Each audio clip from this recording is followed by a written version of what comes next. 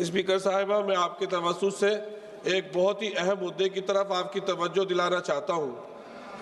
वक्फ amendment bill JPC committee बनाई थी, जिसमें हमारी पार्टी ने पहले ही कहा था कि सरकार की नीयत और नीति दोनों ही सही नहीं है।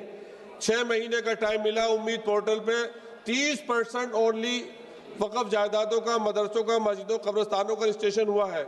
उस पर भी सर्वर डाउन चल रहा है और वो डेट खत्म हो गई है।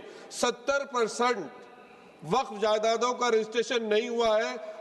ऐसा लगता है कि आर्टिकल 25 और 26 को खत्म कर दिया गया है और मुसलमानों की जिंदगी हमारे प्यारे वतन में ही तंग कर दी गई है, जिसकी वजह से माननीय स्पीकर साहिबा, वो लोग जिनके पुरखों ने आज़ादी की लड़ाई लड़ी थी, मौलाना अरशद मदनी, वो कह रहे हैं कि जुल्म और नाइंसाफी के खिलाफ लड़ना शायद हमें दोबारा लड़ना पड़ेगा और जिहाद करना पड़ेगा। आखिर कब तक मुसलमानों को इस तरह से दबाया जाता रहेगा मुल्क में? मैडम, एक जुल्म की एक बर्दाश्त होती है और जब बर्दाश्त खत्म हो जाती है तो जुल्म। धन्यवाद। देखिए, जिहाद कई तरीके के उसमें इस्तेमाल होता है। ऐसा मैंने पहले भी कहा है कि जिहाद का मकसद ये नहीं है कि सिर्फ खून का लेना के जिहाद का नाम है। अगर कोई चीज़ गलत हो रही है, उस चीज़ को गलत को रोकना, किसी को हक दिलवाना, किसी को इंसाफ दिलाना और किसी जुल्म के ख़िलाफ़ आवाज़ उठाना, ये भी जिहाद है। किसी को इंसाफ दिलाना, ये भी जिहाद है। तो यकीनन हमारे यहाँ देख रहे हैं कि मुसलमानों के साथ इस मुल्क के अंदर ज़्यादती हो रही है और लगातार जिस तरह से उनके हक़ों को छीना जा रहा है, उनकी आवाज़ को दबाया जा रहा है, ये चीज़ गलत है।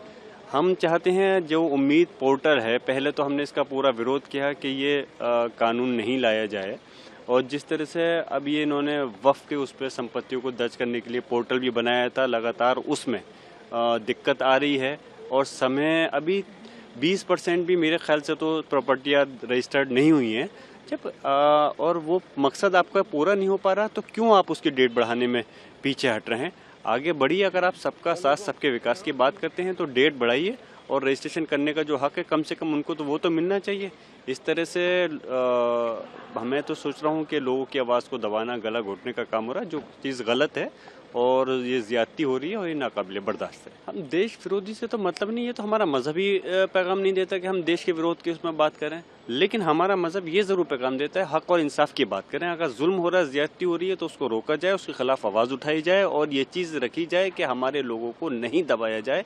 ये देश धार्मिक देश नहीं है, लोकतांत्रिक देश है, लेकिन अफसोस है कि आज उस चीज़ को पूरा नहीं हो पा रहा और अपनी मन मर्जी के मुताबिक राजनीतिक हित साधने के लिए इस टाइप की चीज़ों को लगातार बढ़ाया जा रहा है।